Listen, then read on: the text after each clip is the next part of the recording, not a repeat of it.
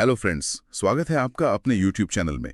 इस वीडियो में हम पढ़ेंगे एआई की सहायता से केशपाल सर के द्वारा कराया गया यूपी होमगार्ड का यूपीजीके का गागर में सागर। तो चलिए शुरू करते हैं। हाँ, और आज के इस विस्तृत विश्लेषण में मतलब हम सिर्फ तथ्यों को रटेंगे नहीं ना, बल्कि उनके पीछे के विज्ञान और इतिहास को भी समझेंगे। बिल्कुल सही कहा आपने। तो चलिए राज्य की मूल पहचान और सीमाओं से जुड़े पहले हिस्से की शुरुआत करते हैं। बिल्कुल। प्रश्न 1, संयुक्त प्रांत आगरा एवं अवध की राजधानी को इलाहाबाद से कहां स्थानांतरित किया गया?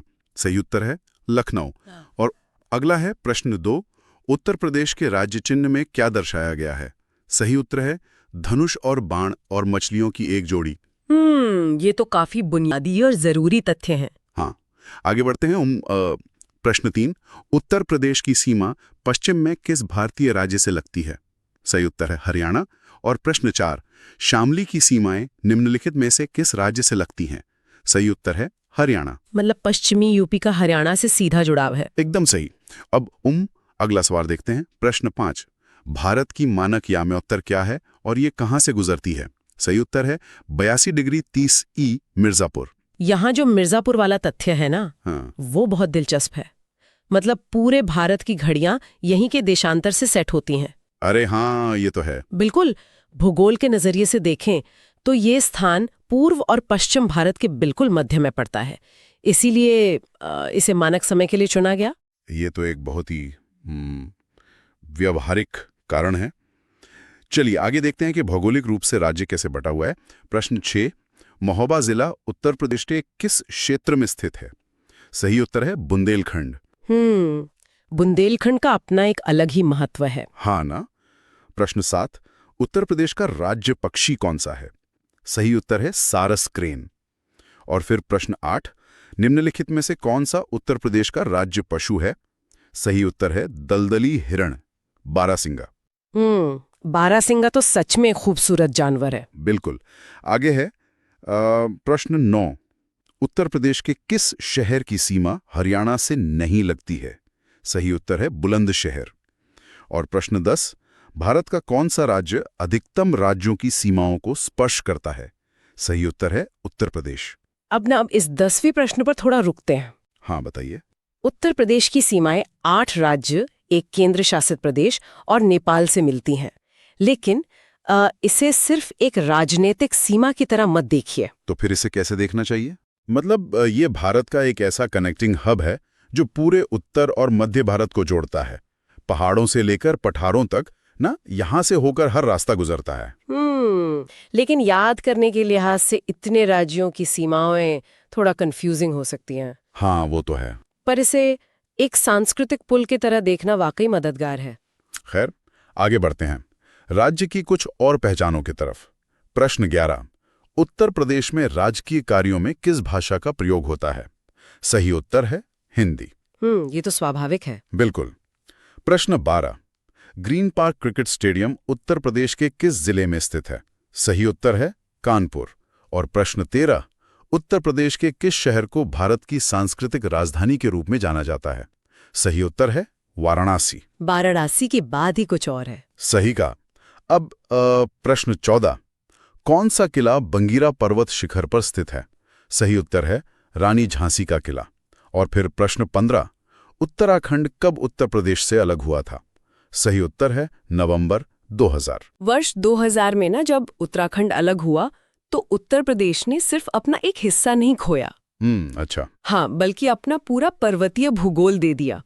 आज जो यूपी हम देखते हैं वो मुख्य रूप से मैदानी इलाका है। यही कारण है कि आज की नीतियां पहले के मुकाबले काफी अलग हैं। चलिए अर्थव्यवस्था और प्रशासन के कुछ प्रश्न देखते हैं।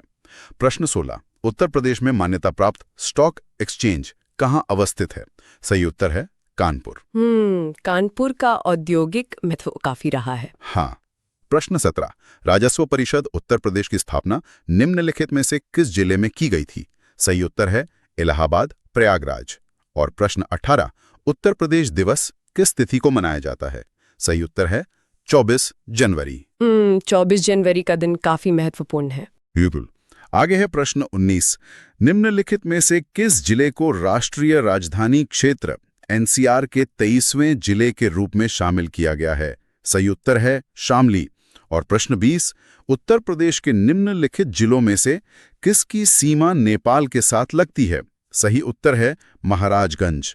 मतलब महाराजगंज एक सीधा बॉर्डर शेयर करता है। हाँ। प्रश्न 21, उत्तर प्रदेश का कौन सा जिला उत्तर प्रदेश और बिहार की सीमा पर स्थित है? सही उत्तर है बलिया। और प्रश्न 22, उत्तर प्रदेश वन निगम कब स्थापित किया गया? सही उत्तर है 25 नवंबर 1974। अब हम शायद वन और पर्यावरण की तरफ बढ़ रहे हैं। हाँ, बिल्कुल। प्रश्न 23, बाढ़ों के संरक्षण से संबंधित कौन सा स्थल उत्तर प्रदेश में स्थित है? सही उत्तर है अमानगढ़। और प्रश्न 24, उत्तर प्रदेश में एक बब्बर शेर सफारी कहाँ स्थापित किया जा रहा है? सही उत्तर है इटावा में। इटावा सफारी काफी चर्चा में रही है। सही बात है। और प्रश्न 25, निम्नलिखित जनपदों में से कौन सर्वाधिक वनाच्छादित है? सही उत्तर है सोनभद्र। सोनभद्र। हाँ, सोनभद्र की इतनी सघन हरियाली का सीधा कनेक्शन पानी से है। मतलब बिना मजबूत जल स्रोत के इतने घने जंगल मुमकिन नहीं है ना। बिल्कुल सही कहा आपने। तो चलिए यूपी के इसी वाटर नेटवर्क और इकोलॉजी की तरफ मुड़ते हैं। प्रश्न 26, सुरहाताल पक्षी विहार कहाँ अवस्थित है? सही उत्तर है बलिया में। और प्रश्न 27, निम्नलिखित में से कौन सा पक्षी अभ्यारण्य उत्तर प्रदेश में स्थित है? सही उत्तर है समसपुर पक्षी अभ्यारण्य। समसपुर रायबरेली में है। हाँ। प्रश्न 28, उत्तर प्रदेश में पहला गिद्ध संरक्षण केंद्र कहाँ स्थापित किया गया है? सही उत्तर है महाराजगंज। और प्रश्न 29, उत्तर प्रदेश में वन महोत्सव सप्ताह कब मनाया जाता है? सही उत्तर है 1 जुलाई से 7 जुलाई। ये जुलाई वाला हफ्ता मानसून की शुरुआत का होता है ना? हाँ, तभी पेड़ लगाए जाते हैं। प्रश्न 30, पक्षी विहारों का सही सुमेलन क्या है? सही उत्तर है नवाबगंज उन्नाव, ओखला गौतम बुद्ध नगर, समसपुर रायबरेली, पार्वती अर्गा, गोंडा। यहाँ श्रोताओं के लिए ये ध्यान देने वाली बात है कि ये पक्षी विहार पूरे राज्य में फैले हुए हैं। मतलब सिर्फ एक हिस्से में नहीं है। बिल्कुल नहीं। पश्चिमी यूपी के ओखला से लेकर अवध के नवाबगंज तक ना, ये दिखाता है कि राज्य सिर्फ ऐतिहासिक इमारतों के लिए नहीं बल्कि अपनी जैव विविधता के लिए भी कितना समृद्ध है। एकदम सही। और इस जैव विविधता को बनाए रखने के लिए ही ऐसे क्षेत्रों का संरक्षण जरूरी है। चलिए मिलान वाला एक और सवाल देखते हैं। प्रश्न 31, पक्षी अभ्यारण्यों और उनके स्थानों का सही मिलान क्या है? सही उत्तर है A2, B3, C4, D1। मिलान वाले सवाल परीक्षा में बहुत आते हैं। हाँ, बहुत ज्यादा। प्रश्न 32, दुधवा राष्ट्रीय उद्यान उत्तर प्रदेश के किस जनपद में अवस्थित है? सही उत्तर है लखीमपुर खीरी। और प्रश्न 33, विजय सागर पक्षी विहार उत्तर प्रदेश के किस स्थान पर स्थित है?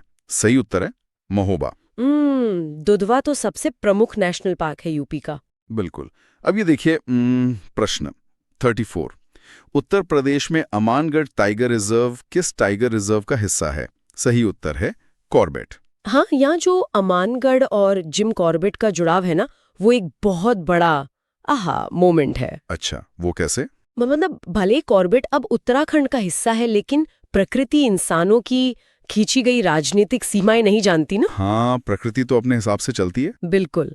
अमानगढ़ उसी प्राकृतिक कॉरिडोर का हिस्सा है जहां बाघ आज भी बेरोक टोक आजादी से घूमते हैं। ये सच में सोचने पर मजबूर करता है कि मानचित्र पर जो लकीरें हमने खींच दी हैं, जंगल उन्हें नहीं मानते। खैर, कुछ और वन्यजीव अभयारण्यों के बारे में जानते हैं।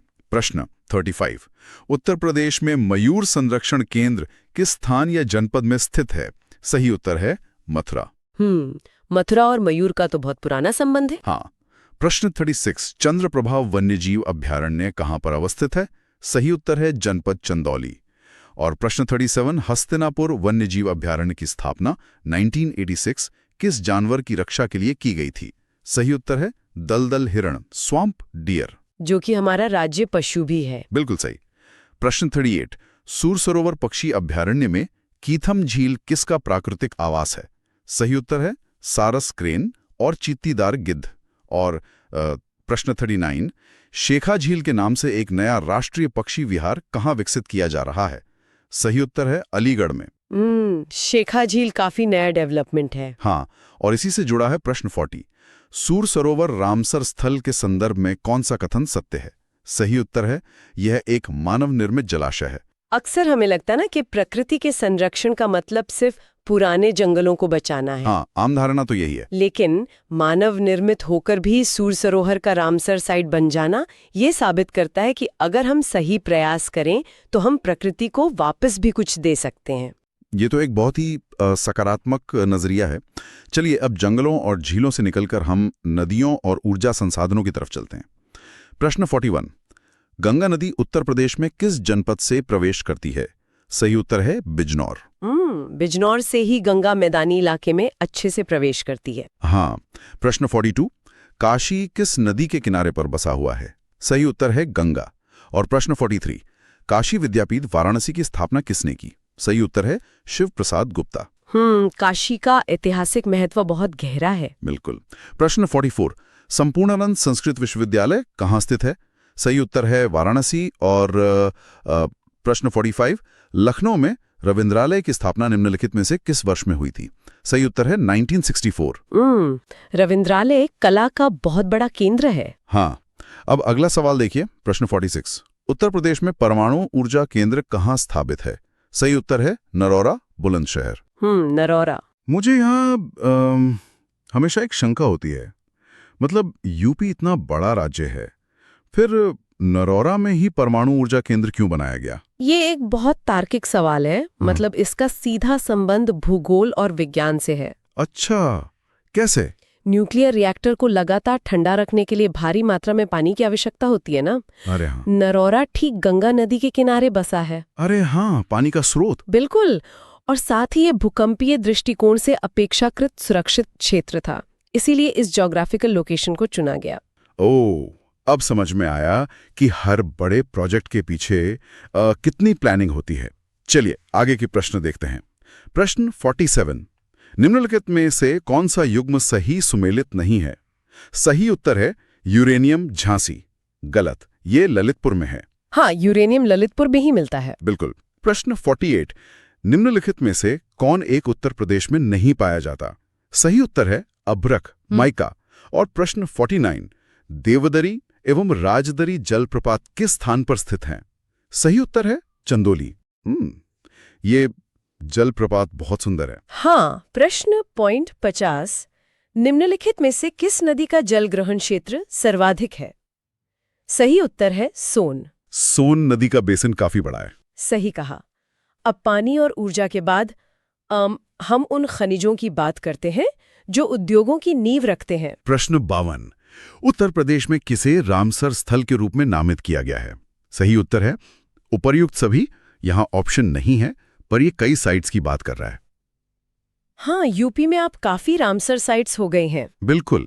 प्रश्न 53, उत्तर प्रदेश के किस जिले में डोलोमाइट नामक खनिज का उत्पादन होता है? सही उत्तर है सोनभद्र। और प्रश्न 54, इलाहाबाद जिले की करछना तहसील में कौन सा खनिज पाया जाता है? सही उत्तर है ग्लास रेत, ग्लास सैंड। ग्लास सैंड शीशा उद्योग के लिए बहुत जरूरी है। प्रश्न 55, नरौरा परमाणु विद्युत संयंत्र उत्तर प्रदेश के किस जिले में स्थित है? सही उत्तर है बुलंदशहर। यह हम अभी डिस्कस कर चुके हैं। हाँ, बिल्कुल। प्रश्न 56, भारत का विशालतम विद्युतीय शहर किस स्थान के पास निर्मित किया जा रहा है? सही उत्तर है ग्रेटर नोएडा। और प्रश्न 57, उत्तर प्रदेश का बांदा जिला किसके लिए प्रसिद्ध है? सही उत्तर है शाजर पत्थर। ग्रेटर नोएडा का विकास बहुत तेजी से हो रहा है। हाँ। अब कुछ स्मारकों के सवाल हैं। प्रश्न 58, स्मारक 84 गुंबद उत्तर प्रदेश के किस जिले में पाया गया है? सही उत्तर है कालपी, जालौन। और प्रश्न 59, भारत का राष्ट्रीय प्रतीक सिंह स्तंभ जो अशोक द्वारा निर्मित था कहाँ स्थित है? सही उत्तर है सारनाथ। सारनाथ तो मतलब हमारा राष्ट्रीय गौरव है। बिल्कुल है। प्रश्न 60, शेख सलीम चिश्ती की दरगाह कहाँ स्थित है? सही उत्तर है फतेहपुर सीकरी। और प्रश्न 61, भारत कला भवन उत्तर प्रदेश में किस शहर में स्थित एक विश्वविद्यालय संग्रहालय है? सही उत्तर है वाराणसी। भारत कला भवन बहुत मशहूर है। हाँ। और इसी से जुड़ा है प्रश्न 62, भारत कला भवन की स्थापना किस वर्ष में हुई थी? सही उत्तर है 1920। और प्रश्न 63, भारत कला भवन के प्रथम अध्यक्ष कौन थे? सही उत्तर है रविंद्रनाथ टैगोर। टैगोर जी का नाम इससे जुड़ा होना बहुत बड़ी बात है। सही कहा। प्रश्न 64, फतेहपुर सीकरी में बुलंद दरवाजा के अतिरिक्त कौन सी प्रमुख इमारतें हैं? सही उत्तर है जामा मस्जिद, जोधादाई महल, पंचमहल। और प्रश्न 65, रूमी दरवाजा उत्तर प्रदेश के किस शहर में स्थित है? सही उत्तर है लखनऊ। रूमी दरवाजा तो लखनऊ की पहचान है ना? बिल्कुल। प्रश्न 66, उत्तर प्रदेश की न्यायिक राजधानी किसे कहा जाता है? सही उत्तर है प्रयागराज। और प्रश्न 67, उत्तर प्रदेश में चर्मोद्योग लेदर की राजधानी कौन सी है? सही उत्तर है कानपुर। कानपुर का चर्मोद्योग की राजधानी बनना ना कोई संयोग नहीं था। अच्छा, तो क्या कारण था? मतलब ये भी गंगा के किनारे है और चमड़े की सफाई और रंगाई के लिए बेहिसाब पानी चाहिए होता है ना। हाँ, चमड़े के काम में तो पानी बहुत लगता है। बिल्कुल। और अंग्रेजों के समय में ये एक बड़ी सैन्य छावनी थी, इसलिए सेना के लिए जूते और घोड़ों की काठी बनाने की मांग ने इस शहर को उत्तर भारत का लेदर हब बना दिया। अरे वाह, यानी इतिहास की जरूरतें और भूगोल की सहूलियत दोनों ने मिलकर कानपुर की पहचान तय की। क्या दिलचस्प बात है। हाँ बिल्कुल। चलिए अब मेलों और पार्कों पर नजर डालते हैं। प्रश्न 68, प्रसिद्ध बल सुंदरी देवी का मेला किस जनपद में लगता है? सही उत्तर है बुलंदशहर। और प्रश्न 69, बुंदेलखंड का कश्मीर किसे कहा जाता है? सही उत्तर है चरखारी महोबा। चरखारी का जिक्र आते ही ना तस्वीर बिल्कुल बदल जाती है। कैसे? आप सोचिए, मतलब बुंदेलखंड जो आमतौर पर सूखे और पानी की कमी के लिए जाना जाता है, वहां महोबा का ये कस्बा अपनी अद्भुत झीलों की श्रृंखला से घिरा हुआ है। अच्छा। हाँ, इसी प्राकृतिक सुंदरता और जल संरक्षण के बेहतरीन उदाहरण के कारण इसे बुंदेलखंड का कश्मीर कहा जाता है। एक सूखे इलाके में कश्मीर जैसी उपमा, ये तो वाकई चौंकाने वाला तथ्य है। चलिए आगे बढ़ते हैं। प्रश्न 70, राज्य में सारस कंजर्वेशन रिजर्व सेंटर कहाँ स्थित है? सही उत्तर है औरैया। औरैया में। हाँ। प्रश्न 71, हैदरपुर वेटलैंड उत्तर प्रदेश के किस जनपद में स्थित है? सही उत्तर है बिजनौर। और प्रश्न 72, प्रदेश में व्हाइट सफारी पार्क कहाँ स्थित है? सही उत्तर है प्रयागराज। व्हाइट सफारी काफी नया कॉन्सेप्ट है। बिल्कुल। प्रश्न 73, उत्तर प्रदेश में कछुआ रिजर्व केंद्र कहाँ स्थापित है? सही उत्तर है गोंडा। और प्रश्न 74, प्रसिद्ध सोनौली बॉर्डर उत्तर प्रदेश को किस देश से जोड़ता है? सही उत्तर है नेपाल। सोनौली बॉर्डर से बहुत व्यापार होता है। हाँ। प्रश्न 75, उत्तर प्रदेश दिवस पहली बार आधिकारिक तौर पर कब मनाया गया था? सही उत्तर है 2018। और प्रश्न 76, राजा महेंद्र प्रताप राज्य विश्वविद्यालय कहाँ पर स्थापित होगा? सही उत्तर है अलीगढ़। अब हम शिक्षा और विश्वविद्यालयों की तरफ आ गए। हाँ। प्रश्न 77, उत्तर प्रदेश का पहला खेल विश्वविद्यालय कहाँ स्थित होगा? सही उत्तर है मेरठ। और प्रश्न 78, मदन मोहन मालवीय किस विश्वविद्यालय के संस्थापक थे? सही उत्तर है बनारस हिंदू विश्वविद्यालय। मेरठ को स्पोर्ट्स हब माना ही जाता है। बिल्कुल। तो खेल विश्वविद्यालय वहीं होना था। सही कहा।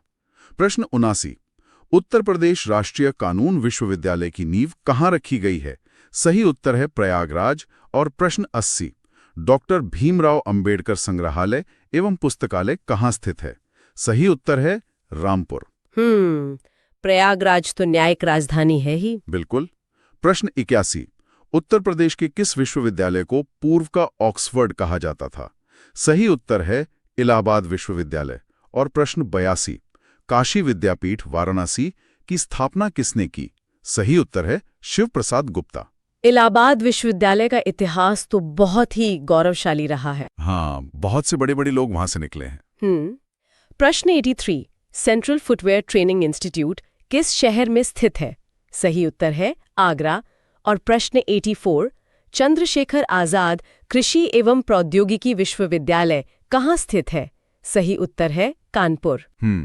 आगरा भी चमड़े के काम के लिए काफी जाना जाता है। हाँ बिल्कुल। और प्रश्न 85, डॉक्टर भीमराव अंबेडकर विश्वविद्यालय, जिसे मूल रूप से आगरा विश्वविद्यालय के नाम से जाना जाता था, की नींव किस वर्ष में रखी गई थी? सही उत्तर है 1927। 1927। अब हम इस रिवीजन के उस भाग में आ गए हैं जहां हमारा पूरा फोकस शैक्षणिक विकास और संस्थानों पर होगा। लेकिन मैं देख रहा हूं कि यहाँ तारीखों और वर्षों की एक बाढ़ सी आने वाली है। अरे घबराइए मत। देखते हैं। प्रश्न 86, भारतीय प्रौद्योगिकी संस्थान IIT कानपुर की स्थापना किस वर्ष में हुई? सही उत्तर है 1959। और प्रश्न 87, भातखंडे संगीत संस्थान विश्वविद्यालय उत्तर प्रदेश में कहाँ स्थित है? सही उत्तर है लखनऊ। लखनऊ में। प्रश्न 88, जगत गुरु राम भद्राचार्य विकलांग विश्वविद्यालय कहाँ स्थित है? सही उत्तर है चित्रकूट। और प्रश्न 89, केंद्रीय विश्वविद्यालय बाबा साहेब भीमराव अंबेडकर विश्वविद्यालय विद्या विहार कहाँ स्थित है? सही उत्तर है लखनऊ। और फिर प्रश्न 90, संपूर्णानंद संस्कृत विश्वविद्यालय कहाँ स्थित है? सही उत्तर है वाराणसी। चलिए इसी पैटर्न को आगे के प्रश्नों में खोजते हैं। प्रश्न 91, उत्तर प्रदेश का प्राचीनतम और विशालतम बहुउद्देशीय संग्रहालय कौन सा है? सही उत्तर है राज्य संग्रहालय लखनऊ। सबसे पुराना संग्रहालय। हाँ। प्रश्न 92, लखनऊ में राज्य संग्रहालय किस वर्ष में स्थापित किया गया था? सही उत्तर है 1863। और प्रश्न 93, doctor B R Ambedkar police academy Uttar Pradesh में कहाँ है? सही उत्तर है मुरादाबाद। 1863। हाँ। मतलब अंग्रेजों के जमाने का। बिल्कुल। प्रश्न 94, सरदार वल्लभ भाई पटेल कृषि और तकनीकी विश्वविद्यालय किस शहर में स्थित है? सही उत्तर है मेरठ। और प्रश्न 95, निम्नलिखित में से कौन सा एक सही सुमेलित नहीं है? सही उत्तर है ग्लास संग्रहालय वाराणसी। हाँ, क्योंकि वो वहां नहीं है। सही। प्रश्न 99, मदन मोहन मालवीय प्रौद्योगिकी विश्वविद्यालय कहाँ स्थित है? सही उत्तर है गोरखपुर। और प्रश्न 97, बाबा साहेब भीमराव अंबेडकर विश्वविद्यालय विद्या विहार किस शहर में है? सही उत्तर है लखनऊ। लखनऊ। प्रश्न 98, संस्थानों को उनके स्थापना वर्ष से सुमेलित करें। सही उत्तर है A1, B2, C3, D4। और प्रश्न 99, लखनऊ में रविंद्रालय की स्थापना किस वर्ष में हुई थी? सही उत्तर है 1964। रविंद्रालय वाला सवाल रिपीट हुआ है शायद। हाँ, रिवीजन के लिए अच्छा है। प्रश्न 100, मोतीलाल नेहरू बाल संग्रहालय कहाँ स्थित है? सही उत्तर है लखनऊ में। और प्रश्न 101, निम्नलिखित में से कौन सा युग्म सही सुमेलित नहीं है? सही उत्तर है लाल बहादुर शास्त्री गन्ना विकास संस्थान मेरठ, यह लखनऊ में है। हाँ, गन्ना विकास संस्थान लखनऊ में ही है। बिल्कुल। प्रश्न 102, केंद्रीय तिब्बती अध्ययन विश्वविद्यालय सारनाथ वाराणसी किस वर्ष स्थापित हुआ? सही उत्तर है 1967। और प्रश्न 103, उत्तर प्रदेश में राज्य उच्च शिक्षा परिषद कब स्थापित की गई थी? सही उत्तर है 1995। 1995 में। और अब देखिए प्रश्न 104, उत्तर प्रदेश का प्राचीनतम विश्वविद्यालय कौन सा है? सही उत्तर है संपूर्णानंद संस्कृत विश्वविद्यालय वाराणसी 1791। यहाँ थोड़ा ध्यान देने वाली बात है। एक मिनट, मुझे भी यहाँ एक बड़ा कंफ्यूजन है। मतलब अभी हमने पढ़ा कि संपूर्णानंद संस्कृत विश्वविद्यालय 1791 में बना। हाँ। लेकिन हम तो अक्सर मान बैठते हैं कि बनारस हिंदू विश्वविद्यालय यानी BHU सबसे पुराना है। ये 1791 वाला क्या इतिहास है? यही तो कैच है। 1791 में ना जॉनथन डंकन ने वाराणसी में एक संस्कृत कॉलेज की स्थापना की थी ताकि भारत के पुराने कानूनों और साहित्य का अध्ययन किया जा सके। अच्छा, तो ये कॉलेज था पहले? बिल्कुल। यही कॉलेज आजादी के बाद 1958 में विश्वविद्यालय बना और बाद में इसका नाम संपूर्णानंद संस्कृत विश्वविद्यालय कर दिया गया। तो इसकी जड़ें 1791 से जुड़ी हैं, जबकि BHU 1916 में सीधे एक आधुनिक विश्वविद्यालय के रूप में स्थापित हुआ था। ओह, अब ये बात पूरी तरह से साफ हो गई। जड़ें पुरानी हैं लेकिन नाम नया है। शानदार। चलिए कृषि अनुसंधान की तरफ बढ़ते हैं। प्रश्न 105, पंडित दीनदयाल उपाध्याय पशु चिकित्सा विज्ञान विश्वविद्यालय एवं गौ अनुसंधान संस्थान कहाँ है? सही उत्तर है मथुरा में। मथुरा और गायों का जुड़ाव तो स्वाभाविक है। बिल्कुल। प्रश्न 106, निम्नलिखित में से कौन एक सही सुमेलित नहीं है? सही उत्तर है भारतीय सब्जी अनुसंधान संस्थान गोरखपुर, ये वाराणसी में है। और प्रश्न 107, उत्तर प्रदेश में आलू का अनुसंधान केंद्र किस जिला में स्थित है? सही उत्तर है मेरठ। मेरठ आलू उत्पादन के लिए भी काफी जाना जाता है। हाँ। प्रश्न 108, भारतीय चारागाह एवं चारा अनुसंधान संस्थान कहाँ स्थित है? सही उत्तर है झांसी में। और प्रश्न 109, लखनऊ में स्थित नॉन CSIR संस्थान को पहचानिए। सही उत्तर है IISR, भारतीय गन्ना अनुसंधान संस्थान। गन्ना अनुसंधान किया गया है। सही उत्तर है प्रयागराज। और प्रश्न 111, उत्तर प्रदेश कृषि अनुसंधान परिषद कहाँ अवस्थित है? सही उत्तर है लखनऊ। काफी सारे हेडक्वार्टर्स लखनऊ में ही हैं। हाँ, राजधानी है ना। हाँ। प्रश्न 112, उत्तर प्रदेश का एकमात्र मुक्त विश्वविद्यालय किस नाम से जाना जाता है? सही उत्तर है राजर्षि पुरुषोत्तम दास टंडन मुक्त विश्वविद्यालय। और प्रश्न 113, उत्तर प्रदेश में केंद्रीय विश्वविद्यालयों की संख्या कितनी है? सही उत्तर है 6। 6 सेंट्रल यूनिवर्सिटीज। प्रश्न 114, doctor Ambedkar institute of technology for handicapped कहाँ अवस्थित है? सही उत्तर है कानपुर। और प्रश्न 115, उत्तर प्रदेश उर्दू अकादमी की स्थापना किस वर्ष में की गई थी? सही उत्तर है 1972। 1972। प्रश्न 116, उत्तर प्रदेश में कितने विश्वविद्यालयों के नाम डॉक्टर BR अंबेडकर पर रखे गए हैं? सही उत्तर है 2। और प्रश्न 117, निम्नलिखित में से कौन राज्य विश्वविद्यालय है? सही उत्तर है डॉक्टर राम मनोहर लोहिया राष्ट्रीय विधि विश्वविद्यालय लखनऊ। ये लॉ यूनिवर्सिटी है। बिल्कुल। प्रश्न 118, उत्तर प्रदेश के किस जिले में प्रथम पूर्ण बालिका सैनिक स्कूल का उद्घाटन किया गया है? सही उत्तर है मथुरा। और प्रश्न 119, पंडित मदन मोहन मालवीय ने BHU की स्थापना किसके सहयोग से की थी? सही उत्तर है doctor Annie Besant. Annie Besant का योगदान शिक्षा में बहुत बड़ा था। सही कहा। प्रश्न 120, राजकीय स्वतंत्रता संग्राम संग्रहालय शहीद स्मारक कहाँ स्थापित है? सही उत्तर है मेरठ। और प्रश्न 121, राजीव गांधी राष्ट्रीय विमानन विश्वविद्यालय उत्तर प्रदेश में कहाँ स्थित है? सही उत्तर है फुर्सतगंज में, अमेठी। फुर्सतगंज में एविएशन यूनिवर्सिटी। हाँ। प्रश्न 122, राजकीय मेडिकल कॉलेज की स्थापना कहाँ की जा रही है? सही उत्तर है बदायूं एवं जौनपुर में। और प्रश्न 123, पृथक रूप से व्यावसायिक शिक्षा विभाग का उत्तर प्रदेश में गठन कब किया गया? सही उत्तर है 2007-8।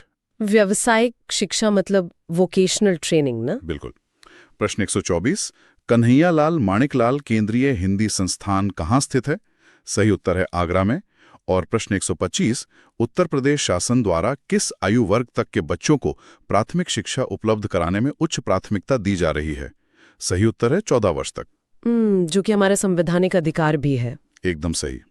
अब अगला सवाल देखते हैं। प्रश्न 131, उत्तर प्रदेश का SN मेडिकल कॉलेज कहाँ अवस्थित है? सही उत्तर है आगरा। और प्रश्न 132, भारतेंदु नाटक अकादमी की स्थापना किस वर्ष की गई थी? सही उत्तर है 1975। भारतेंदु जी के नाम पर। हाँ। प्रश्न 133, APJ अब्दुल कलाम तकनीकी विश्वविद्यालय कहाँ पर अवस्थित है? सही उत्तर है लखनऊ। और प्रश्न 134, हाल ही में अलीगढ़ में किसकी स्मृति में एक राजकीय विश्वविद्यालय की आधारशिला रखी गई है? सही उत्तर है राजा महेंद्र प्रताप। अलीगढ़ में नया विश्वविद्यालय बन रहा है। हाँ। और फिर है प्रश्न 135, बनारस हिंदू विश्वविद्यालय की स्थापना किस वर्ष में हुई थी? सही उत्तर है 1916। यहाँ मैं आपको फिर से उसी पैटर्न की तरफ ले जाना चाहूंगी। कौन से पैटर्न की तरफ? वही जो मैंने पहले बताया था। आप 1916 में बनी बनारस हिंदू यूनिवर्सिटी यानी BHU से लेकर वर्ष 2000 में बने APJ अब्दुल कलाम तकनीकी विश्वविद्यालय यानी AKTU तक के सफर को देखिए। अच्छा। हाँ। ये सिर्फ सालों का अंतर नहीं है, ये एक राज्य के विजन का विकास है। कला और अध्यात्म से शुरू होकर आज उत्तर प्रदेश स्पेस साइंस और टेक्नोलॉजी की शिक्षा का भी एक प्रमुख केंद्र बन गया है। बिल्कुल सही बात है। और प्राथमिक शिक्षा की नींव के बिना यह संभव नहीं था। चलिए कुछ और प्रश्न देखते हैं। प्रश्न 131, उत्तर प्रदेश का SN मेडिकल कॉलेज कहाँ अवस्थित है? सही उत्तर है आगरा। और शिक्षा केवल विज्ञान का ही नाम नहीं है, कला भी उतनी ही अहम है। प्रश्न 132, भारतेंदु नाटक अकादमी की स्थापना किस वर्ष की गई थी? सही उत्तर है 1975। ये बहुत रोचक है कि 70 के दशक ने राज्य ने सांस्कृतिक शिक्षा को संस्थागत रूप देना शुरू किया। और अगर हम शिक्षा रूपी इमारत की छत मतलब तकनीकी विकास की बात करें तो स्रोत सामग्री में अगला तथ्य है। प्रश्न 133, APJ अब्दुल कलाम तकनीकी विश्वविद्यालय कहाँ पर अवस्थित है? सही उत्तर है लखनऊ। श्रोताओं के लिए ये जानना बहुत दिलचस्प होगा कि जिसे हम AKTU कहते हैं वो एशिया का सबसे बड़ा तकनीकी विश्वविद्यालय माना जाता है।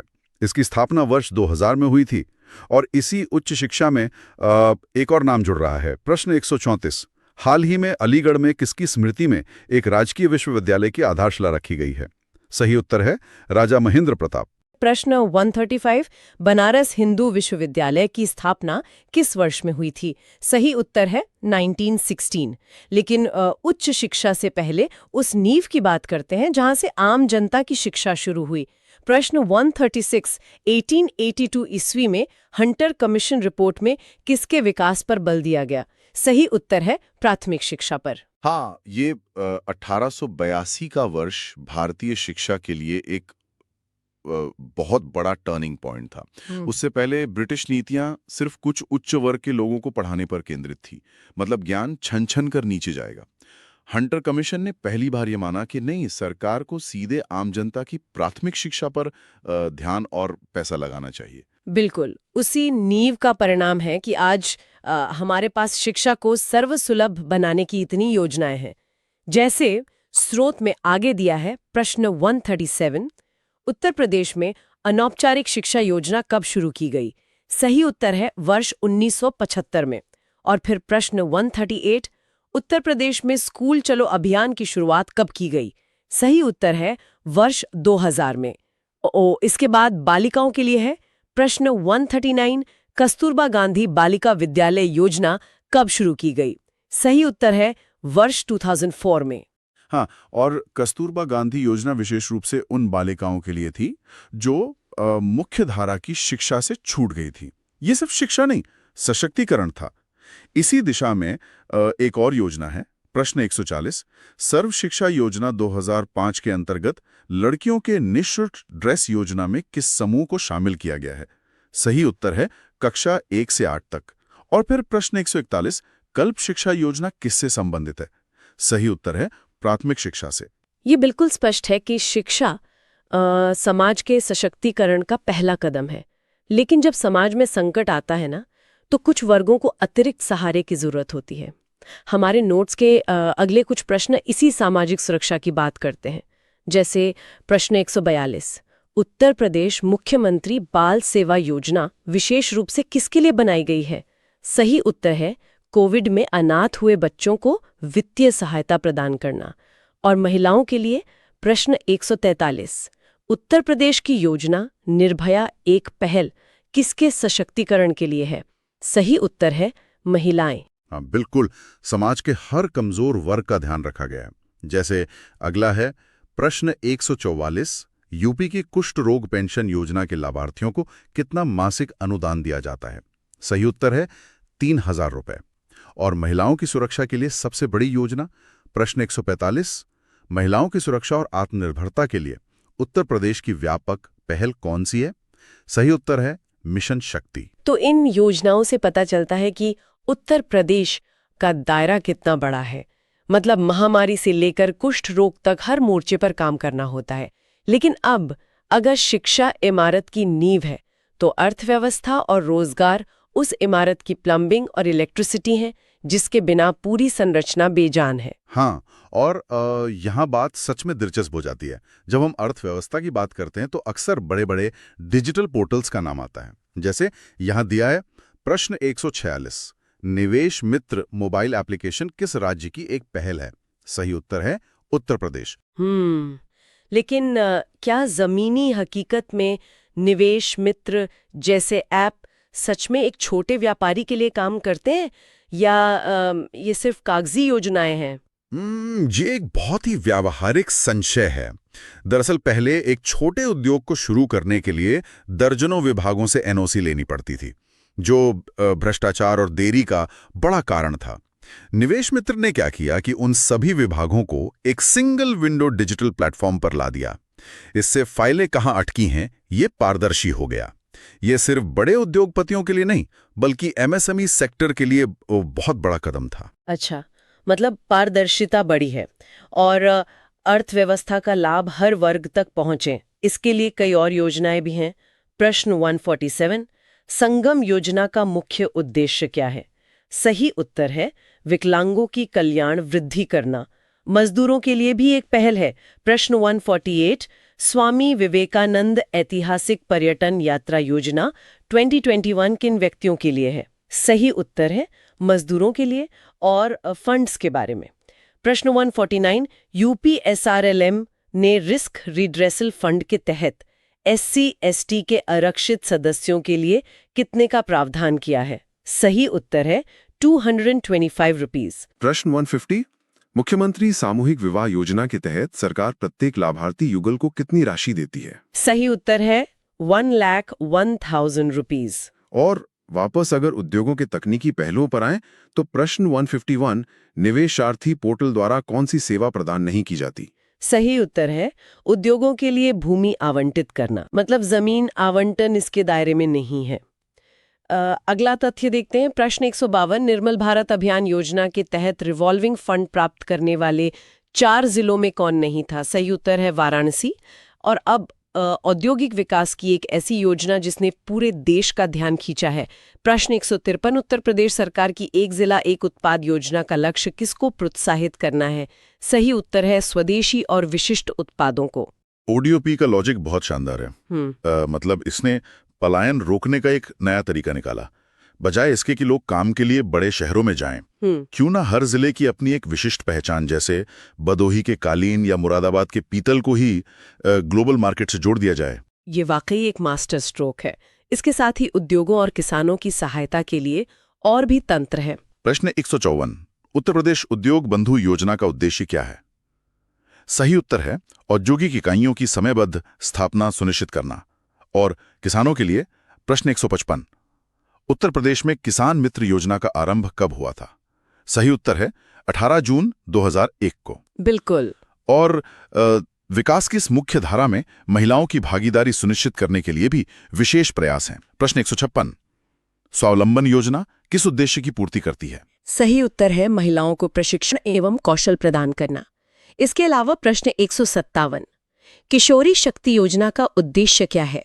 सही उत्तर है किशोर लड़कियों को स्वास्थ्य समस्याओं एवं अधिकारों के प्रति जागरूक कराना। योजना किसके लिए है? सही उत्तर है कठिन परिस्थितियों में महिलाओं के लिए। और फिर से सामूहिक विवाह का जिक्र है। प्रश्न 159, मुख्यमंत्री सामूहिक विवाह योजना को उत्तर प्रदेश मंत्रिमंडल द्वारा स्वीकृति कब दी गई? सही उत्तर है 3 अक्टूबर 2017। प्रश्न 160, महोबा जिला उत्तर प्रदेश के किस क्षेत्र में स्थित है? सही उत्तर है बुंदेलखंड। अरे महोबा का जिक्र आते ही तो बुंदेलखंड का वीर रस याद आ जाता है। प्रश्न 161, किस योजना के अंतर्गत भ्रूण हत्या पर रोक लगाने का प्रावधान है? सही उत्तर है बी, मुखबिर योजना। प्रश्न 162, अवैध विद्युत कनेक्शन पर अंकुश लगाने के उद्देश्य से किस योजना का शुभारंभ किया गया? सही उत्तर है सर्वदा योजना। प्रश्न 163, उत्तर प्रदेश किसान उदय योजना किस वर्ष प्रारंभ की गई? सही उत्तर है डी, इन 2017 में। प्रश्न 164, मातृत्व एवं शिशु मृत्यु दर को कम करने से संबंधित कौन सी योजना संचालित है? सही उत्तर है एक कंगारू मदर केयर। प्रश्न 165, कृषि क्षेत्र में रोजगार सृजन से संबंधित योजना कौन सी है? सही उत्तर है डी, एक जिला एक उत्पाद योजना। प्रश्न 166, उत्तर प्रदेश लोक तथा निजी संपत्ति वसूली नियमावली 2020 के तहत क्षति दावा अधिकरण कहाँ स्थापित होगा? सही उत्तर है ए, मेरठ और लखनऊ। प्रश्न 167, योजनाओं को उनके शुरू होने के वर्ष से सुमेलित करें। सही उत्तर है सी, A3, B1, C2, D4। Vande Mataram 2004, BC सखी 2020, कर्मचारी राज्य बीमा 1952 और हौसला 2016। प्रश्न 168, उत्तर प्रदेश इलेक्ट्रिक वाहन विनिर्माण नीति 2019 के संदर्भ में सही कथन चुनें। सही उत्तर है सी, 1 और 2। यहां मेरी एक उलझन है। इलेक्ट्रिक वाहन आज भी आम आदमी की पहुंच से दूर हैं, तो इतनी बड़ी आबादी वाले राज्य में इस नीति का क्या फायदा? आपका सोचना स्वाभाविक है, लेकिन इस नीति के नाम पर गौर कीजिए। ये विनिर्माण यानी मैन्युफैक्चरिंग नीति है, सिर्फ खरीदने की नहीं। ओह, मतलब फैक्ट्रियां लगाने की बात हो रही है। एकदम सही। उत्तर प्रदेश में किसान बही योजना कब लागू की गई थी? सही उत्तर है डी, वर्ष 1992 में। प्रश्न 170, विश्व बैंक द्वारा वित्त पोषित सोडिग लैंड रिक्लेमेशन प्रोजेक्ट 3 हेतु कौन सा जनपद चयनित नहीं है? सही उत्तर है सीतापुर। प्रश्न 171। पिछड़ा क्षेत्र अनुदान निधि योजना के अंतर्गत कितने जिले शामिल हैं? सही उत्तर है बी 35। तो ये क्षेत्रीय असंतुलन मिटाने का प्रयास है। बिल्कुल। और किसानों को नई तकनीक से जोड़ने के लिए प्रश्न 172। उत्तर प्रदेश में किसान मित्र योजना कब शुरू की गई थी? सही उत्तर है बी 18 जून 2001। प्रश्न 173। ऑपरेशन कायाकल्प योजना किससे संबंधित है? सही उत्तर है सी प्राथमिक विद्यालयों का पुनरुद्धार। प्रश्न 174। किस योजना का उद्देश्य गांवों में लौटने वाले प्रवासी श्रमिकों को रोजगार प्रदान करना है? सही उत्तर है डी गरीब कल्याण रोजगार अभियान। प्रश्न 175। चिकनकारी पारंपरिक कढ़ाई शैली की उत्पत्ति किस शहर में हुई थी? सही उत्तर है ए लखनऊ। प्रश्न 176। ताजमहल उत्तर प्रदेश के किस शहर में स्थित है? सही उत्तर है सी आगरा। इसे तो सब जानते हैं, लेकिन स्थापत्य से इतर कहानियां कहने का एक और पारंपरिक तरीका है। प्रश्न 177। उत्तर प्रदेश में राष्ट्रीय कथक संस्थान कहां अवस्थित है? सही उत्तर है बी लखनऊ। प्रश्न 178। प्रसिद्ध ठुमरी गायिका गिरजा देवी का जन्म किस शहर में हुआ था? सही उत्तर है डी वाराणसी। प्रश्न 179। मथुरा कला किस नदी के किनारे विकसित हुई? सही उत्तर है सी यमुना। प्रश्न 180। कौन सा क्षेत्र राहुला लोक नृत्य से संबंधित है? सही उत्तर है बी बुंदेलखंड। प्रश्न 181। प्रसिद्ध कोकिलावन मंदिर किस शहर में स्थित है? सही उत्तर है ए मथुरा। प्रश्न 182। हाल ही में राष्ट्र रक्षा समर्पण पर्व का आयोजन किस शहर में हुआ है? सही उत्तर है बी झांसी। प्रश्न 183। कार्तिक लोक नृत्य किससे संबंध है? सही उत्तर है ए बुंदेलखंड। उत्तर प्रदेश के किस शहर में महाराजा सुहेल देव मेमोरियल की नींव रखी गई है? सही उत्तर है सी बहराइच। यह इतिहास के उन नायकों को सामने लाने की कोशिश है जिन्हें बहुत कम लोग जानते थे, और इसी बहराइच में एक और अहम जगह है। प्रश्न 185। सैयद सालार मेला कहां आयोजित किया जाता है? सही उत्तर है ए बहराइच। प्रश्न 186। किस वास्तुशिल्प को तुर्की दरवाजे के नाम से भी जाना जाता है? सही उत्तर है बी रूमी दरवाजा। प्रश्न 187। यूनेस्को के द्वारा ताजमहल को किस वर्ष में विश्व धरोहर में सम्मिलित किया गया? सही उत्तर है सी 1983। ये इतनी जल्दी शामिल हो गया था। और आस्था के बड़े जमावड़े की बात करें तो प्रश्न 188। किस स्थान पर मूड़िया पूर्णिमा मेला का आयोजन होता है? सही उत्तर है सी गोवर्धन। स्मारक 84 गुंबद उत्तर प्रदेश के किस जिले में पाया गया है? सही उत्तर है ए कालपी जालौन। प्रश्न 190। ललितपुर में देवी सिंह बुंदेला द्वारा निर्मित मंदिर का नाम क्या है? सही उत्तर है बी शिव मंदिर। प्रश्न 191। भारत का राष्ट्रीय प्रतीक सिंह स्तंभ कहाँ स्थित है? सही उत्तर है बी सारनाथ। अशोक के इन 4 शेरों को ही राष्ट्रीय प्रतीक क्यों चुना गया? सारनाथ वो स्थान है जहां भगवान बुद्ध ने शांति और करुणा का अपना पहला उपदेश दिया था। प्रश्न 192। हिंदू मुस्लिम एकता का सुलह कुल महोत्सव कहाँ मनाया जाता है? सही उत्तर है ए आगरा। प्रश्न 193। अयोध्या में पवित्र सरयू नदी पर प्रथम लग्जरी क्रूज सेवा का क्या नाम है? सही उत्तर है सी रामायण क्रूज टूर। प्रश्न 194। उत्तर प्रदेश में शेख सलीम चिश्ती की दरगाह कहाँ स्थित है? सही उत्तर है बी फतेहपुर सीकरी। प्रश्न 195। संस्थानों को उनके स्थापना वर्ष से सुमेलित करें। सही उत्तर है D A1, B2, C3, D4। प्रश्न 196। औपचारिक सेटिंग में उत्तर प्रदेश के पुरुष कढ़ाई से सना हुआ कुर्ता पहनते हैं जिसे कहते हैं? सही उत्तर है सी शेरवानी। प्रश्न 197। इनमें से उत्तर प्रदेश के मूल निवासी शास्त्रीय नृत्य की पहचान करें। सही उत्तर है कथक। कथक, ये तो राज्य की पहचान है। हाँ, और इसी के साथ एक और लोक कला का जिक्र आता है। प्रश्न 198। इनमें से कौन सी कला उत्तर प्रदेश से संबंधित एक नृत्य नाटक है जिसमें अर्ध ऐतिहासिक कहानियों और गाथा गीतों का प्रदर्शन शामिल है? सही उत्तर है स्वांग। प्रश्न 199। भारत कला भवन उत्तर प्रदेश में किस शहर में स्थित एक विश्वविद्यालय संग्रहालय है? सही उत्तर है वाराणसी। प्रश्न 200। बघेलखंड का कौन सा नृत्य एक पुरुष द्वारा महिला के वेश में ढोलक और नगाड़ा जैसे संगीत वाद्यंत्रों के साथ किया जाता है? सही उत्तर है राई। प्रश्न 201। लखनऊ स्थित बाल संग्रहालय चिल्ड्रन म्यूजियम की स्थापना किस वर्ष हुई थी? सही उत्तर है 1957, जिसे मूल रूप से मोतीलाल नेहरू बाल संग्रहालय कहा जाता था। प्रश्न 202। लखनऊ में स्थित रूमी दरवाजा की ऊंचाई कितनी है? सही उत्तर है 60 फीट।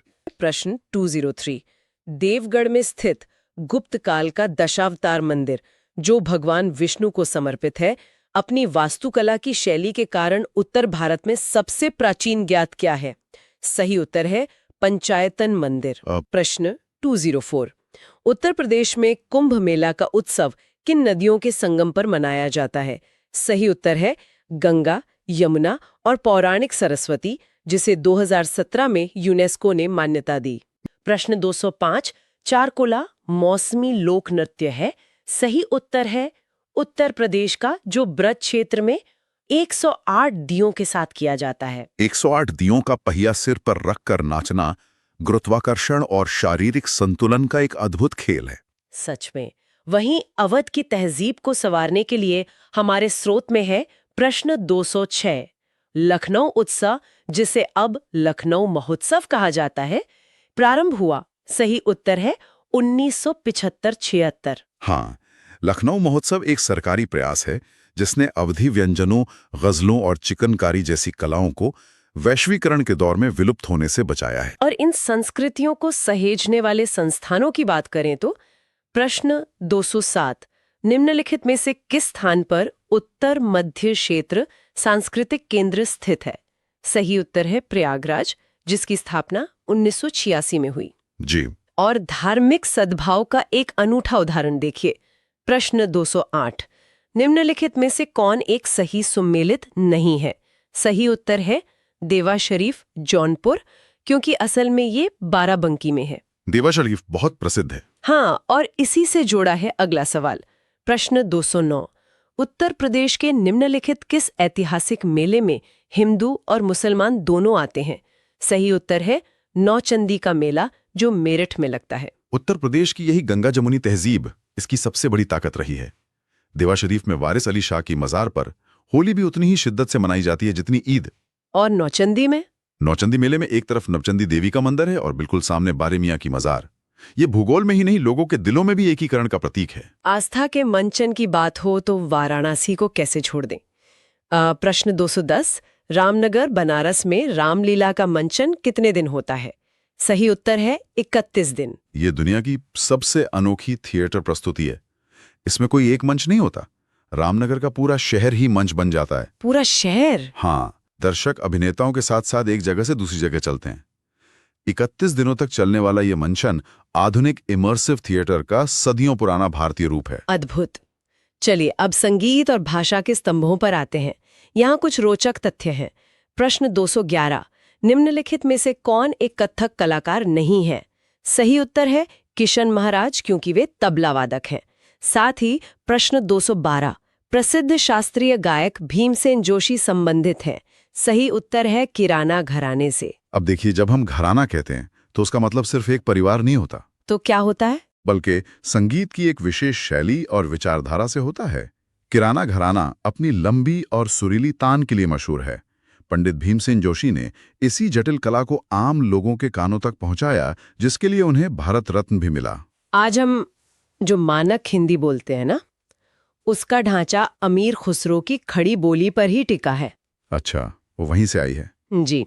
उन्होंने फारसी की नज़ाकत और स्थानीय ब्रज अवधि के शब्दों को मिलाकर एक नई अभिव्यक्ति को जन्म दिया।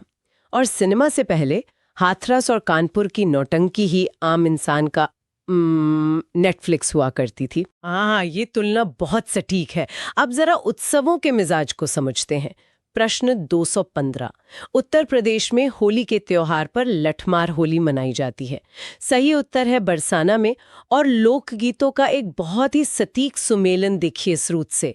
प्रश्न 216 सूची आए लोकगीत को सूची 2 क्षेत्र से सम्मिलित कीजिए। सही कूट है 3124 यानी बिरहा, पूर्वांचल रशिया ब्रजभूमि, आल्हा बुंदेलखंड और कजरी अवध। लोकगीत हमेशा अपने भूगोल की कहानी कहते हैं। बुंदेलखंड का इलाका पथरीला और योद्धाओं का रहा है, इसलिए वहां आला गाया जाता है जिसमें वीर रस है। और अवध में? अवध की जमीन उपजाऊ है, मानसून वहां जीवन लेकर आता है, इसलिए वहां सावन में गाए जाने वाले कजरी के गीत मशहूर हैं। आप गीत सुनकर ही उस जगह की मिट्टी का अंदाजा लगा सकते हैं। इस मिट्टी ने बड़े संगीतज्ञ भी दिए हैं। प्रश्न 217 उत्तर प्रदेश शासन ने संगीत रत्न पुरस्कार जिसकी स्मृति में प्रारंभ किया वह है, सही उत्तर है उस्ताद बिस्मिल्लाह खान। वहीं सांस्कृतिक फैलाव के लिए प्रश्न 218 उत्तर मध्य क्षेत्र सांस्कृतिक केंद्र NCZCC चैती और कजरी केंद्रों का आयोजन किस शहर में करेगा? सही उत्तर है वाराणसी। उस्ताद बिस्मिल्लाह खां का योगदान बहुत क्रांतिकारी था। शहनाई को हमेशा से सिर्फ शादियों का वाद्य यंत्र माना जाता था। उन्होंने इसे शास्त्रीय संगीत के मुख्य मंच और लाल किले की प्राचीर तक पहुंचाकर एक नई गरिमा दी। और संगीत को विधिवत सिखाने के लिए जो कदम उठाए गए वो भी अहम है। प्रश्न 219 संगीत शिक्षा हेतु उत्तर प्रदेश में जो प्रथम संगीत महाविद्यालय स्थापित हुआ वह था? सही उत्तर है भातखंडे हिंदुस्तानी संगीत महाविद्यालय जो लखनऊ में 1926 में बना। और मेलों की कड़ी में एक बार फिर याद दिला दें, प्रश्न 220 प्रसिद्ध नौचंदी मेला हिंदू मुस्लिम भाईचारे का प्रतीक प्रतिवर्ष लगता है? सही उत्तर है मेरठ में। प्रश्न 221 निम्नलिखित स्थानों में से कहाँ शाकुंभरी देवी मेले का आयोजन किया जाता है? सही उत्तर है सहारनपुर में। प्रश्न 222 निम्नलिखित में से कौन सा युग्म सुमेलित नहीं है? सही उत्तर है JK मंदिर लखनऊ, सही कानपुर। JK मंदिर कानपुर की शान है, लखनऊ की नहीं। बिल्कुल। और इसी तरह प्रश्न 223 निम्नलिखित में कौन एक सही सुमेलित नहीं है? सही उत्तर है 88,000 ऋषियों की तपस्थली संकीसा, सही नैमिषारण्य। देखिए, यहाँ नैमिषारण्य का जिक्र बहुत अहम है। अच्छा, हाँ, 88,000 ऋषियों की तपस्थली होना ये कोई छोटी बात नहीं है। यह स्थान हमारे ऐतिहासिक धरोहर का एक ऐसा केंद्र रहा है जहाँ से ज्ञान का पूरे भारतवर्ष में संचार हुआ। क्या बात है। और नृत्यों के बारे में भी एक ऐसा ही सवाल है। प्रश्न 224 निम्नलिखित में से कौन एक सुमेलित नहीं है? सही उत्तर है कर्मा मथुरा, सही सोनभद्र मिर्जापुर। कर्मा नृत्य मुख्य रूप से जनजातीय संस्कृति का हिस्सा है, तो इसका मथुरा से संबंध नहीं है। समझ गई। इसी तरह आस्था का एक और रूप हमें अगले सवाल में दिखता है। प्रश्न 225 प्रतिवर्ष प्रसिद्ध सूफी संत हाजी वारिस अली शाह की मजार पर मेला लगता है। सही उत्तर है देवा शरीफ में। देवा शरीफ का मेला। और फिर मिलान वाले दो बहुत ही खूबसूरत सवाल है। प्रश्न 226 सूची 1 व सूची 2 को सुमेलित कीजिए। सही उत्तर है कनक भवन अयोध्या, कामतगिरी चित्रकूट, कालिंजर बांदा, देवा शरीफ बाराबंकी। और मेलों की बात करें तो प्रश्न 227 सूची 1 को सूची 2 से सुमेलित कीजिए। सही उत्तर है माघ, प्रयागराज, झूला, वृंदावन, पशु, बटेश्वर, देवा, बाराबंकी। अगर हम इन मेलों को सिर्फ एक आयोजन की तरह न देखकर समाजशास्त्रीय नजरिए से देखें तो ये हमारी संस्कृति के जीवंत संग्रहालय हैं। जीवंत संग्रहालय। हाँ, जैसे देवा शरीफ का मेला विशुद्ध रूप से सामाजिक सद्भाव और हमारी उस गंगा जमुनी तहजीब का प्रतीक है जहां आस्था किसी एक धर्म की मोहताज नहीं रहती। ये जीवंत संग्रहालय वाला विचार बहुत ही सटीक है। चलिए अब कला की तरफ मुड़ते हैं। प्रश्न 228 दीवारी पाई डंडा लोक कला उत्तर प्रदेश के किस क्षेत्र से संबंधित है? सही उत्तर है बुंदेलखंड। बुंदेलखंड की ये कला बहुत ही ऊर्जा से भरी होती है। और वाद्यंत्रों की दुनिया में प्रश्न 229 गुदई महाराज प्रसिद्ध तबलावादक निम्नलिखित में से किस घराने से संबंधित थे? सही उत्तर है बनारस घराना। स्वास्थ्य को लेकर भी एक सवाल है। प्रश्न 230 उत्तर प्रदेश में आयुर्वेद महोत्सव का आयोजन होता है? सही उत्तर है झांसी में। झांसी का ये महोत्सव आयुर्वेद की प्राचीन परंपरा को जिंदा रखे हुए है। बिल्कुल। लेकिन यहाँ मुझे एक उलझन है। मैं अगला सवाल पढ़ती हूँ। प्रश्न 231 निम्नलिखित में कौन सा उत्तर प्रदेश का परंपरागत संगीत नहीं है? सही उत्तर है कालबेलिया। प्रश्न 232 धुरिया लोक नृत्य है। सही उत्तर है बुंदेलखंड का। और फिर प्रश्न 233 लोक नृत्य राहुला का संबंध यूपी के किस क्षेत्र से है? सही उत्तर है बुंदेलखंड क्षेत्र से। धुरिया और राहुला दोनों ही वहां के जनजीवन का हिस्सा हैं। और फिर से वही एलिमिनेशन वाली बात। प्रश्न 234 निम्नलिखित लोक नृत्यों में से कौन बुंदेलखंड क्षेत्र का लोक नृत्य नहीं है? सही उत्तर है डांडिया नृत्य। क्योंकि डांडिया गुजरात का है। सही कहा। अब पूरे उत्तर प्रदेश के नृत्यों की बात करें तो प्रश्न 235 उत्तर प्रदेश का मुख्य लोक नृत्य है। सही उत्तर है उपर्युक्त सभी, धोबिया, राई, शायरा। और वापस बुंदेलखंड पर आते हैं। प्रश्न 236 कार्तिक एक लोक नृत्य है। सही उत्तर है बुंदेलखंड का। प्रश्न 237 निम्नलिखित शास्त्रीय नृत्य प्रारूपों में से कौन सा उत्तर प्रदेश से संबद्ध है? सही उत्तर है कथक। कथक तो यूपी की आत्मा है। बिल्कुल। और गीतों की बात करें तो प्रश्न 238 निम्नलिखित में से कौन एक उत्तर प्रदेश का लोक गीत नहीं है? सही उत्तर है ढोला मारू। लेकिन ध्यान देने वाली बात यह है कि प्रश्न 239 ढोला लोकगीत लोकप्रिय है। सही उत्तर है आगरा मेरठ में। डोला मारू राजस्थान का है, पर सिर्फ ढोला लोकगीत आगरा मेरठ का है। बहुत ही बारीक अंतर है ये। और इस भाग का आखिरी सवाल प्रश्न 240 उत्तर प्रदेश में जैन एवं बौद्ध दोनों का प्रसिद्ध तीर्थ है। सही उत्तर है कौशाम्बी। कौशाम्बी का ये तथ्य हमें सिखाता है कि उत्तर प्रदेश की धरती ने हमेशा से अलग-अलग दार्शनिक विचारधाराओं को पनपने के लिए एक समान जमीन दी है। सही कहा। 241 कंपिल्यम मेला निम्नलिखित में से किस धर्म से संबंधित है? सही उत्तर है जैन धर्म। कंपिल्य मेला बहुत ऐतिहासिक है। और अब संगीत की तरफ। प्रश्न 242 फैजाबाद के एक प्रमुख संगीतकार जिन्होंने शास्त्रीय संगीत में टप्पा शैली का विकास किया। सही उत्तर है मुश्तरी बाई। ये टप्पा शैली असल में क्या होती है? देखिए, टप्पा गायकी हिंदुस्तानी शास्त्रीय संगीत की एक बहुत ही चंचल और तेज गति वाली विधा है। इसकी उत्पत्ति पंजाब और सिंध के ऊंट सवारों के लोकगीतों से मानी जाती है। ऊंट सवारों के गीत? हाँ, इसमें उछाल और रिदम बहुत तेज होता है, जैसे ऊंट की चाल। फैजाबाद की मुश्तरी बाई ने इस पंजाबी विधा को अवध के नजाकत भरे माहौल में ढालकर एक नई ऊंचाई दी। कमाल है, संगीत भी कैसे सफर करता है। आगे बढ़ते हैं। प्रश्न 243 निम्नलिखित में से बुंदेलखंड का लोकप्रिय लोकगीत कौन सा है? सही उत्तर है आल्हा। आल्हा तो वीर रस से भरा होता है। बिल्कुल। और फिर प्रश्न 244 मेरठ में होली के कुछ दिनों बाद मनाया जाने वाला रंग बिरंगा मेला है। सही उत्तर है नौचंदी मेला। मौसम की बात करें तो प्रश्न 245 उत्तर प्रदेश में बारिश के मौसम में कौन से गीत गाए जाते हैं? सही उत्तर है कजरी। बारिश और कजरी का तो चोली दामन का साथ है। सही बात है। अब थोड़ा इतिहास प्रश्न 246 चुनारगढ़ में अनूप वेदिका किसकी है? सही उत्तर है भर्तृहरि और वाद्य यंत्रों के उस्ताद। प्रश्न 247 प्रसिद्ध सितार वादक नवाब इनायत खान उत्तर प्रदेश के किस जिले से संबंधित थे?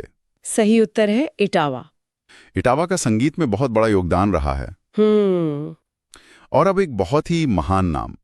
प्रश्न 248 किस शास्त्रीय गायिका को प्यार से अप्पा जी बुलाया जाता था? सही उत्तर है गिरिजा देवी। यहां अप्पा जी का नाम लेना संगीत के एक पूरे युग को नमन करने जैसा है। बिल्कुल। बनारस घराने की शान गिरिजा देवी जी ने ठुमरी को जो भाव और जो गहराई दी, वो बेमिसाल है। ठुमरी महज शब्दों का खेल नहीं, बल्कि भावनाओं की बहुत बारीक अभिव्यक्ति होती है, और अप्पा जी इसमें माहिर थीं। उनकी आवाज में वाकई एक जादू था। अब कथक की बात करते हैं। प्रश्न 249 कौन सा कथक घराना नृत्य के आध्यात्मिक पहलुओं पर अधिक ध्यान देता है? सही उत्तर है लखनऊ। और फिर प्रश्न 250 माघ मेला किस दिन शुरू होता है? सही उत्तर है मकर संक्रांति। मकर संक्रांति से प्रयागराज में रौनक आ जाती है। हाँ। और अब एक बहुत ही खास सवाल प्रश्न 251 कवि संत कबीर का जन्म और पालन पोषण किस शहर में हुआ था? सही उत्तर है वाराणसी। प्रश्न 252 लखनऊ घराने की नींव किसके द्वारा रखी गई थी? सही उत्तर है बख्शू खां। बख्शू खां जी ने लखनऊ घराने को एक नई पहचान दी थी। अब थोड़ा रंग और उत्सव की तरफ चलते हैं। प्रश्न 253, बरसाना होली किसके साथ खेली जाती है? सही उत्तर है डंडे और एक बहुत ही रोचक नृत्य। प्रश्न 254, उत्तर प्रदेश का चरकुला क्या है? सही उत्तर है ब्रज क्षेत्र का पारंपरिक लोक नृत्य। प्रश्न 255, उत्तर प्रदेश में हर साल ताज महोत्सव कहाँ आयोजित किया जाता है? सही उत्तर है आगरा। और महान विभूतियों की कड़ी में प्रश्न 256, प्रसिद्ध बांसुरी वादक हरिप्रसाद चौरसिया का जन्म कहाँ हुआ था? सही उत्तर है लोकनाथ, इलाहाबाद। हरिप्रसाद चौरसिया जी का जिक्र यहाँ बहुत प्रेरणादायक है। वो कैसे? क्योंकि इलाहाबाद की गलियों से निकलकर उन्होंने बांसुरी जैसे एक बांस के टुकड़े को, जैसे बहुत ही साधारण वाद्य यंत्र माना जाता था, उसे पूरी दुनिया के सबसे बड़े कॉन्सर्ट हॉल तक पहुंचा दिया। ये उत्तर प्रदेश के उस्तादों की असली ताकत है। क्या बात है। और तबले के उस्ताद। प्रश्न 257, वाराणसी के कबीर चौरा में जन्मे बनारस घराने के प्रसिद्ध तबला वादक। सही उत्तर है पंडित किशन महाराज। गायन में प्रश्न 258, किस हिंदुस्तानी शास्त्रीय गायक का संबंध उत्तर प्रदेश राज्य से था? सही उत्तर है सिद्धेश्वरी देवी। सिद्धेश्वरी देवी जी का गायन भी बहुत उच्च कोटि का था। बिल्कुल। और अब प्रश्न 259 है, बधाई कौन सी विधा है? सही उत्तर है बुंदेलखंड का लोक नृत्य। और भाग 2 का आखिरी सवाल, प्रश्न 260, लठमार होली कहाँ मनाई जाती है? सही उत्तर है बरसाना। प्रश्न 261, कौन सा गीत राधा और कृष्ण के दैवत्व का गुणगान करता है? सही उत्तर है रसिया। अब इतिहास में थोड़ा पीछे चलें।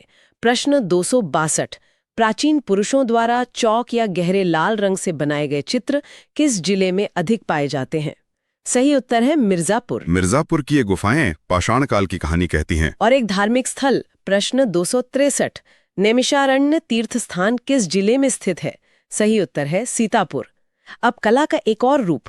प्रश्न 264, कौन सी कला मथुरा से स्टेंसिलिंग की पारंपरिक कला है?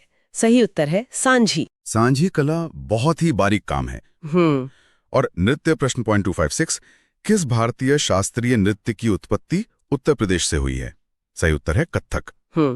266, लखनऊ घराना का दूसरा नाम क्या है? सही उत्तर है पूरब घराना। और इसके ठीक बाद अवध का शाही बावर्ची खाना। प्रश्न 267, दुमपुख्त उत्तर प्रदेश में किसकी एक लोकप्रिय प्रक्रिया है? सही उत्तर है व्यंजन पकाने की विधि। दुमपुख्त का जायका ही अलग होता है। और खाना परोसने का तरीका। प्रश्न 268, भोजन के समय खाद्य पदार्थों को सजाने की औपचारिक परंपरा क्या है? सही उत्तर है दस्तरखान। प्रश्न 269, राधा के जन्म स्थान के रूप में किसे जाना जाता है? सही उत्तर है बरसाना। और पशुओं का मेला। प्रश्न 270, उत्तर प्रदेश के भटेश्वर मेले की सबसे महत्वपूर्ण विशेषता है? सही उत्तर है पशुधन मेला।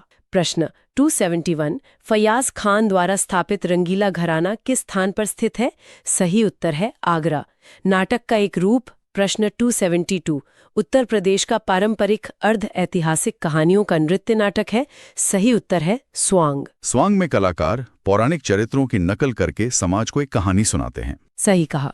और गीतों में प्रश्न 273, हरदौल कथा विशेष रूप से किस क्षेत्र के लोकगीत हैं? सही उत्तर है बुंदेलखंड। दरगाहों की बात करें तो प्रश्न 274, उत्तर प्रदेश के किस जिले में किछोचा दरगाह शरीफ स्थित है? सही उत्तर है अंबेडकर नगर। किछौचा शरीफ बहुत ही मान्यता प्राप्त दरगाह है। बिल्कुल। और मेलों के राजा। प्रश्न 275, निम्न में से किस शहर में कुंभ मेला लगता है? सही उत्तर है इलाहाबाद, प्रयागराज। इसके अलावा प्रश्न 276, उत्तर प्रदेश में गढ़ मेला प्रतिवर्ष कहाँ आयोजित किया जाता है? सही उत्तर है गढ़मुक्तेश्वर, हापुड़। गढ़मुक्तेश्वर का मेला भी बहुत विशाल होता है। अब वास्तुकला के 2 शानदार उदाहरण देखते हैं। प्रश्न 277, जौनपुर में अटाला मस्जिद किसके द्वारा निर्मित की गई थी? सही उत्तर है इब्राहिम शाह शर्की। और फिर आता है प्रश्न 278, उत्तर प्रदेश के किस शहर में 11 मंजिला पागल बाबा मंदिर मिलेगा? सही उत्तर है वृंदावन। ये मंदिर वास्तुकला का एक आधुनिक चमत्कार है। प्रश्न 279, महर्षि भृगु का जन्म स्थान और कर्म स्थान किसे माना जाता है? सही उत्तर है बलिया। और प्रश्न 280 ब्रजभाषा बोलने वालों का घर किस क्षेत्र में आता है? सही उत्तर है निचली दोआब। प्रश्न 281 उत्तर प्रदेश विधानसभा के प्रथम अध्यक्ष कौन थे?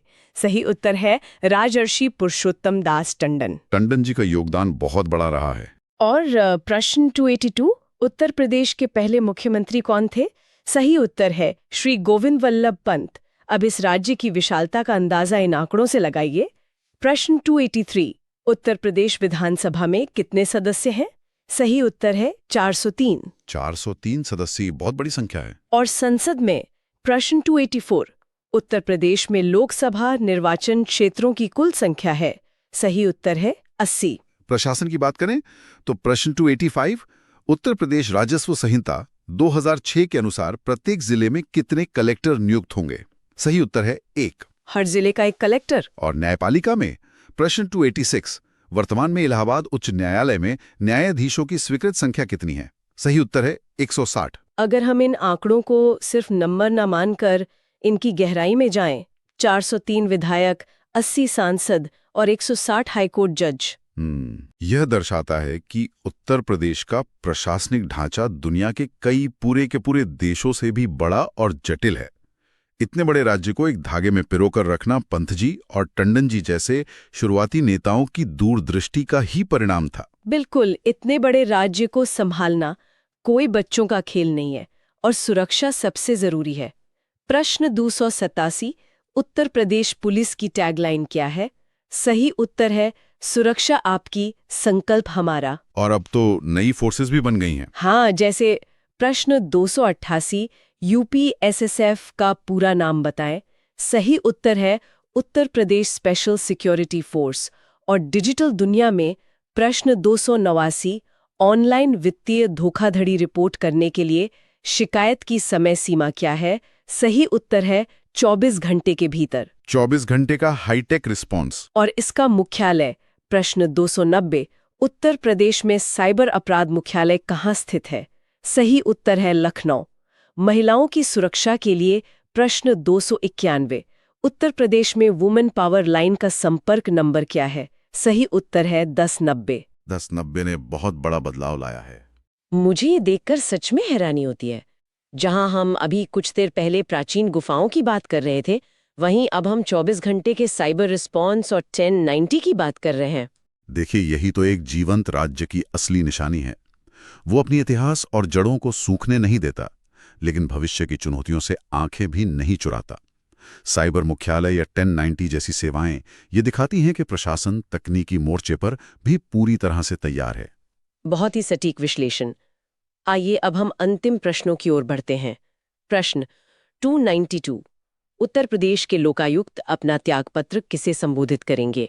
सही उत्तर है उत्तर प्रदेश के राज्यपाल को। लोकायुक्त का पद बहुत महत्वपूर्ण होता है। एक ऐतिहासिक घटना। प्रश्न 293 पीएसी विद्रोह के समय उत्तर प्रदेश के मुख्यमंत्री थे। सही उत्तर है कमलापति त्रिपाठी। और अब नामों का सफर। प्रश्न 294 यूपी के पुराने नामों को वर्षों से सुमेलित करें। सही उत्तर है उत्तर पश्चिमी प्रांत 1836, आगरा अवध संयुक्त प्रांत 1902, संयुक्त प्रांत 1937, उत्तर प्रदेश 1950। 1836 से 1950 तक का सफर। विधायी शक्तियों में प्रश्न 295 विधान परिषद वित्त विधेयक को कितने दिन विलंबित कर सकती है? सही उत्तर है 14 दिन तक। स्थानीय प्रशासन। प्रश्न 296 उत्तर प्रदेश के नगरों में महापौर का निर्वाचन होता है। सही उत्तर है सीधे नगर के निर्वाचकों द्वारा। मतलब जनता सीधे चुनती है। हाँ। और प्रश्न 297 निम्नलिखित नगरों में किसमें नगर निगम नहीं है? सही उत्तर है रायबरेली। अब महिला सशक्तिकरण की बात। प्रश्न 298 अब तक उत्तर प्रदेश में कितनी महिलाएं मुख्यमंत्री के पद पर रहीं? सही उत्तर है 2, सुचेता कृपलानी और मायावती। ये बहुत ही गर्व की बात है। और इससे भी बड़ी बात, प्रश्न नंबर 299 किसी भारतीय राज्य की प्रथम महिला मुख्यमंत्री थी? सही उत्तर है सुचेता कृपलानी। और अंत में प्रश्न नंबर 300 गौतम बुद्ध नगर जिले का मुख्यालय है। सही उत्तर है ग्रेटर नोएडा में। प्रश्न 301 यूपी विधानसभा के प्रथम अध्यक्ष थे। सही उत्तर है पुरुषोत्तम दास टंडन, संसद में ताकत। प्रश्न 302, भारत में किस राज्य का लोकसभा व राज्यसभा में प्रतिनिधित्व सर्वाधिक है? सही उत्तर है उत्तर प्रदेश। गौतम बुद्ध नगर का उदाहरण शहरी नियोजन की एक अनूठी कहानी है। नोएडा और ग्रेटर नोएडा दोनों ही पूरी तरह से योजनाबद्ध तरीके से बसाए गए शहर हैं, जो पारंपरिक जिलों के मुख्यालयों से बिल्कुल अलग ढंग से काम करते हैं। इतिहास सहेजने के लिए प्रश्न 303, उत्तर प्रदेश के किस जिले में देश के प्रथम पुलिस संग्रहालय की स्थापना की गई? सही उत्तर है गाजियाबाद। और मुख्यालयों का एक और सुमेलन है। प्रश्न 304, सूची आई जनपद को सूची 2 मुख्यालय से सुमेलित कीजिए। सही कूट है 4, 1, 2, 3, यानी गौतम बुद्ध नगर का नोएडा, ज्योतिबा फुले नगर का अमरोहा, संत कबीर नगर का खलीलाबाद और सिद्धार्थ नगर का नौगढ़। प्रश्न 305, उत्तर प्रदेश पुलिस का मुख्यालय कहाँ स्थित है? सही उत्तर है लखनऊ। पहचान के तौर पर प्रश्न 306, उत्तर प्रदेश पुलिस के चिन्ह में कौन से जानवर का चित्र है? सही उत्तर है मछली और रंगों का चुनाव। प्रश्न 307, उत्तर प्रदेश पुलिस के आधिकारिक ध्वज में 2 रंग होते हैं, लाल और सही उत्तर है नीला। प्रश्न 308, उत्तर प्रदेश को कितने पुलिस जोनों में बांटा गया है? सही उत्तर है 8। अखिल भारतीय सेवा का जिक्र करें तो प्रश्न 309, भारतीय वन सेवा को तीसरी अखिल भारतीय सेवा के रूप में किस वर्ष स्थापित किया गया था? सही उत्तर है 1966। भर्ती कौन करता है? प्रश्न 310, उत्तर प्रदेश में पुलिस उपाधीक्षक डीएसपी की भर्ती हेतु परीक्षा व साक्षात्कार किसके द्वारा किया जाता है? सही उत्तर है उत्तर प्रदेश लोक सेवा आयोग। अर्थव्यवस्था का मुख्यालय देखिए। प्रश्न 311, उत्तर प्रदेश वित्त निगम का मुख्यालय कहाँ स्थित है? सही उत्तर है कानपुर। बिल्कुल। कानून की बात करें। प्रश्न 312, उत्तर प्रदेश आर्म्ड कॉन्स्टिट्यूबुलरी एक्ट किस वर्ष पारित किया गया? सही उत्तर है 1948। वर्दी के नियम। प्रश्न 313, अराजपत्रित श्रेणी के पुलिसकर्मी किसके द्वारा अनुमोदित सामग्रियों, रंगों, बनावट तथा किस्म की वर्दी पहनेंगे? सही उत्तर है पुलिस महानिदेशक डीजीपी। प्रश्न 314, प्रशासनिक सुविधा के लिए उत्तर प्रदेश में कितने मंडल हैं? सही उत्तर है 18। प्रश्न 315, स्वतंत्रता के बाद उत्तर प्रदेश के पहले मुख्यमंत्री कौन थे? सही उत्तर है पंडित गोविंद बल्लभ पंत। सचिवालय का विस्तार। प्रश्न 316, 1921 में उत्तर प्रदेश राज्य सचिवालय द्वारा कितने नए सचिव नियुक्त किए गए थे? सही उत्तर 6। ग्राम स्तर पर विकास के लिए। प्रश्न 317, प्रशासनिक सुविधा के लिए उत्तर प्रदेश में कितने विकास खंड हैं? सही उत्तर है 826। पुलिस की सबसे बुनियादी प्रक्रिया। प्रश्न 318, पुलिस द्वारा तैयार लिखित दस्तावेज एफआईआर का पूर्ण रूप क्या है? सही उत्तर है फर्स्ट इंफॉर्मेशन रिपोर्ट। ये जो 826 विकासखंड है ना, ये इस पूरे राज्य की असली रक्तवाहिकाएं हैं। राज्य या केंद्र सरकार का कोई भी पैसा, कोई भी योजना सीधे लखनऊ से नहीं आती। वो इन्हीं ब्लॉक्स के जरिए गांव के अंतिम व्यक्ति तक पहुंचती है। उनका नारा है। सही उत्तर है राष्ट्रीय सुरक्षा गार्ड एनएसजी। राज्य के संवैधानिक मुखिया।